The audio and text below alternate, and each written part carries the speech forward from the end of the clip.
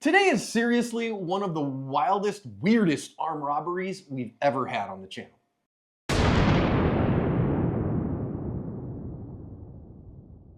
Hi everyone, welcome to today's research-informed badge cam lesson here at Active Self-Protection. It's a doozy on many levels. I'm your host as always, John Correa. I'm your co-host, Mike Willower. Today's video comes to us from cementing the stereotype of Los Angeles, California. Lucky Gunner is my recommended trusted provider of freedom seeds for range or defensive use. In stock, good prices, and rocket fast shipping are why I go back again and again. Because of new guidelines, I can't link their site or say it, but you're smart and you can find it with a simple Google search. Stick it to the man by paying them a visit today. This man, who has clearly just had a fabulous day at the beach, comes into this store and threatens the clerk with a gun because, you know, he needs some money for a latte. And everybody else in the store is like, meh, whatever. Now, he then threatens her with a knife as well and demands money out of the till. Well, she runs in the back to get her phone to call the cops. He's gonna run back there as well. And what I want you to see here, I'm actually gonna slow it down here in just a second. She actually has an OC spray on her, but it's one of the slide top kinds. You can buy those in stores, or you can also buy them online from some companies too. And she can't get it to actuate. So then she ends up throwing the till at him with some money, and he's gonna try to take that after throwing the cinnamon rolls at her. Hey buddy, that's a foul. Takes some of the money, runs off. Well, the cops are gonna find him because they had gotten the 911 call. We have a bunch of audio from them, several badge cams from them as well, of them chasing this guy down. So let's listen in and hear what happens. Sir, get back, get back, get back, get back, get back. Which way you run? Hey! He's over here. Wait, watch your back. Where is he? Get out.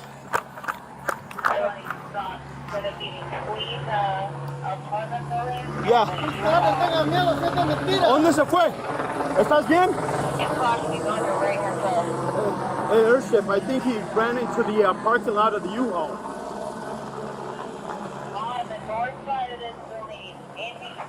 Okay, right here. Hey, hey, hey! Get back! Get back!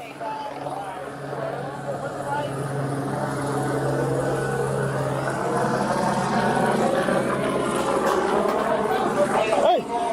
He got him! Hey! He's right here! Drop the gun! Okay, I see him. Roger, I got the suspect right here in the building.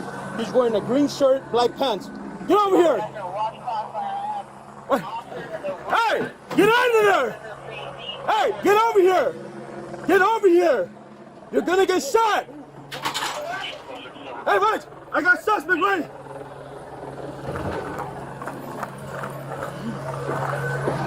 Let me see your hands! Hey! It's coming towards you! Hey! Get on the ground, dude! Hey!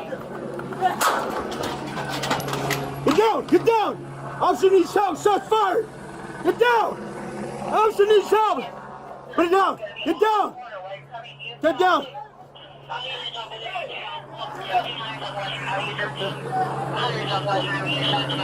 Officer needs help! Shots fired! Get down! No! Hey! Get down, man! Watch out! Watch my...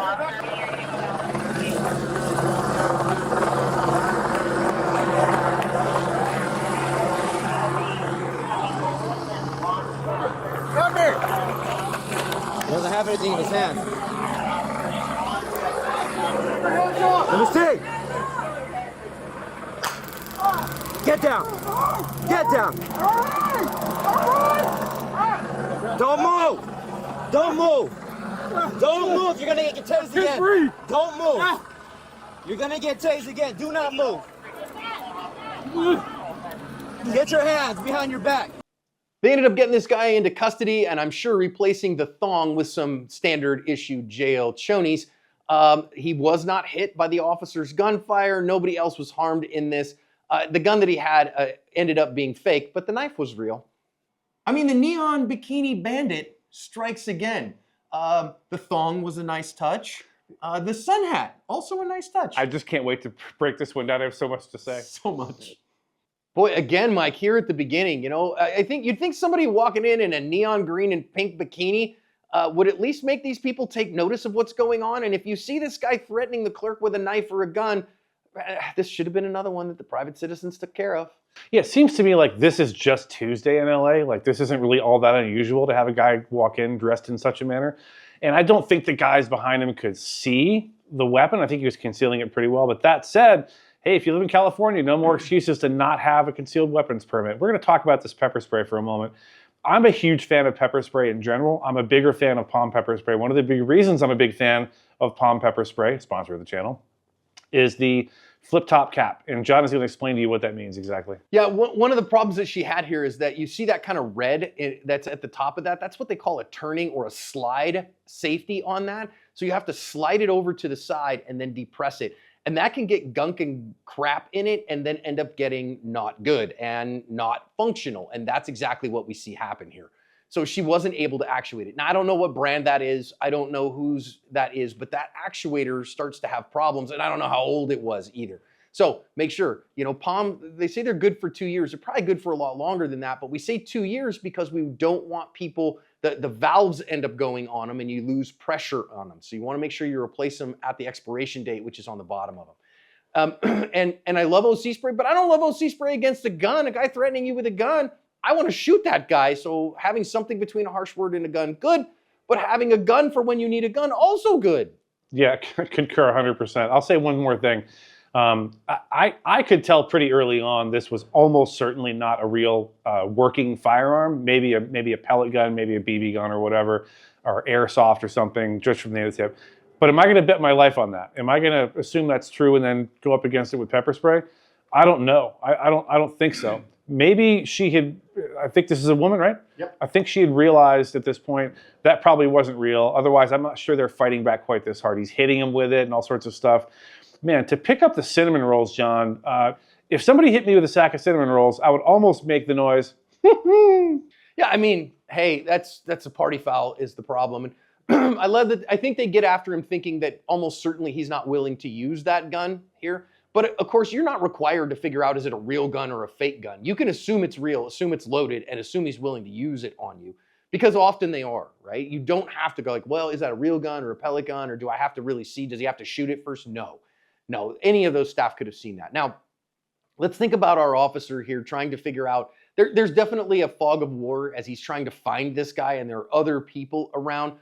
I am going to stop this fairly early and ask what in the Thomas Magnum PI is going on here. This flashlight technique, well, he's carrying a Beretta 92, which is, I'm totally down with the pasta blaster. But this flashlight technique is, I mean, hot garbage. That is wrong like a football bat. It's wrong like a $3 bill. And if you have a gun that doesn't have a Picatinny rail on it that you can mount a pistol mounted light on as a police officer, you're wrong. You could, if you really want a double action gun, an HKP-30 has a Picatinny rail and is double action with a gray gun short reset, and it is chef's kiss. But recognize if you don't want to do that, understanding some low light techniques, whether you're going to use a Harry's or an FBI or a neck weld here or a temple index, fine. But this ain't it. Actually, I'm gonna part ways with John here briefly about the gun. I'm not a fan of the M92, the Beretta. It used to be the military's sidearm, and so they upgraded to the P320. Anyway, I had one of these in 40 cal when I first started. The Brigadier 96D, it was called. And I don't know how they managed to have a gun that weighed 37 pounds that only held 10 rounds of 40 caliber ammo in the magazine, but they figured it out. Yay, government.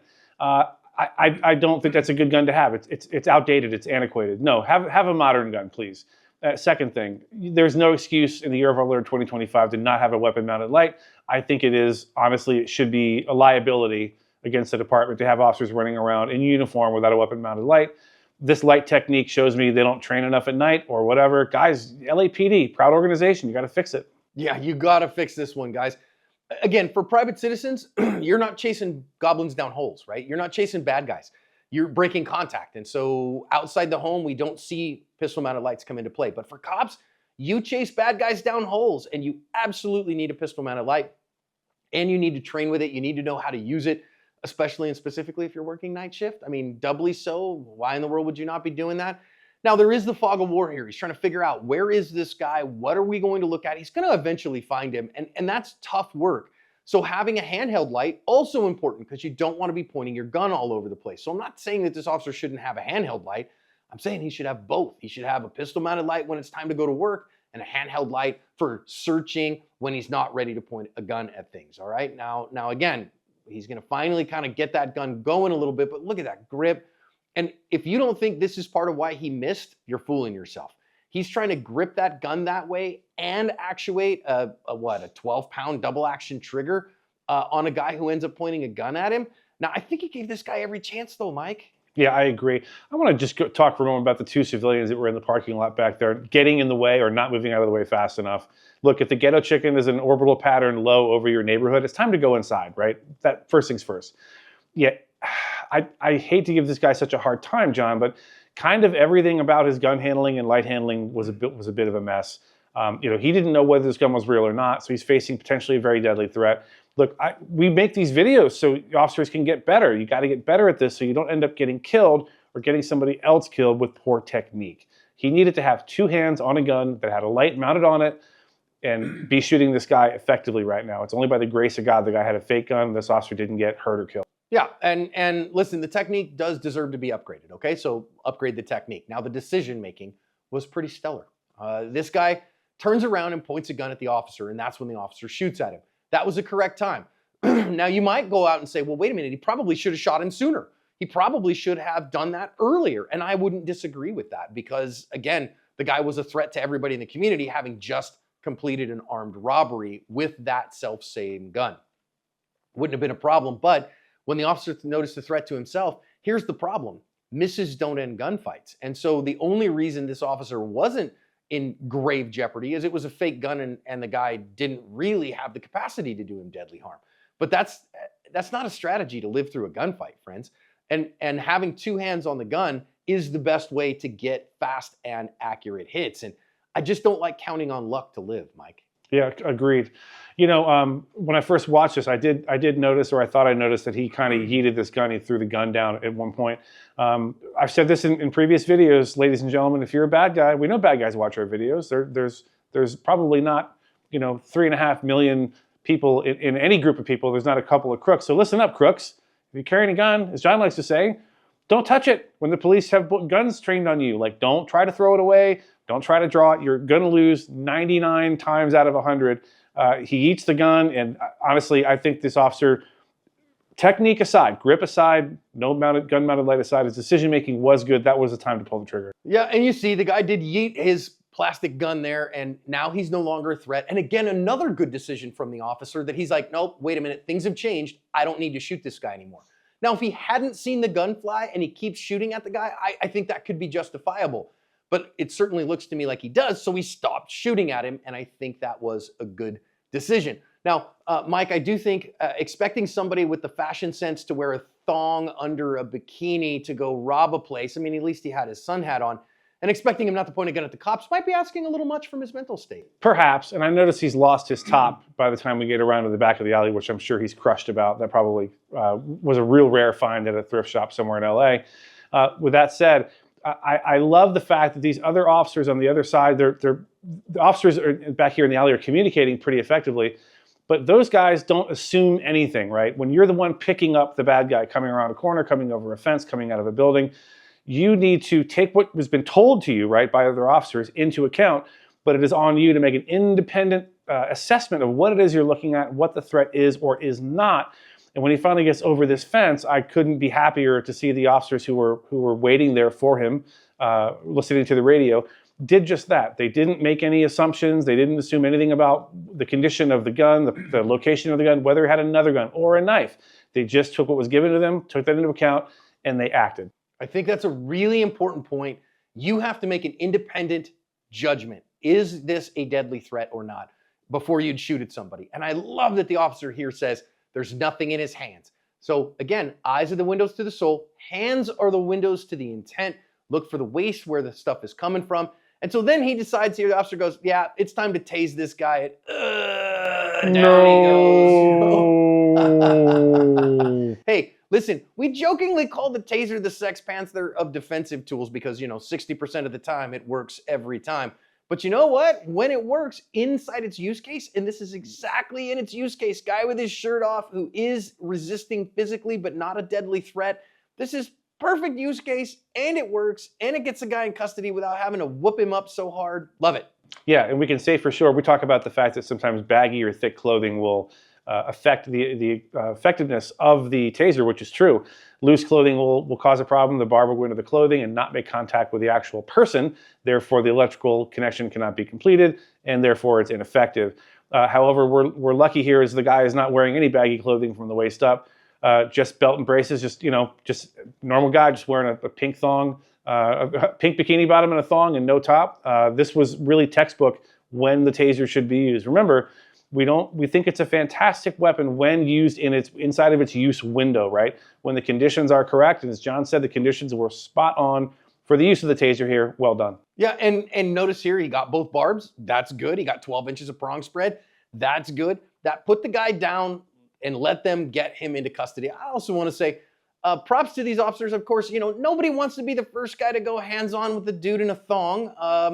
And that's like nobody wants to go hands-on with the naked guy, right? That's going to be ugly. But they did it, got him into custody, and didn't beat him up too badly doing it. And I just really think, okay, some technical proficiency issues that we can fix beside. I think the decision-making by these officers was really exemplary, Mike. Yeah, concur again. At the end of the day, this is like I said, it's just a Tuesday in Los Angeles. Nothing special going on here. Just a guy in a bikini and a thong and a Katharine Hepburn hat from the beach, just robbing a coffee shop and then getting into a fist fight and a pepper spray fight and hitting somebody over the head with his fake gun and some cinnamon rolls. I think you get the idea, right? At the end of the day, these cops came in, especially the ones who ended up taking him into custody. They did what they had to do to get him safely into custody without using excessive force and cover their ass.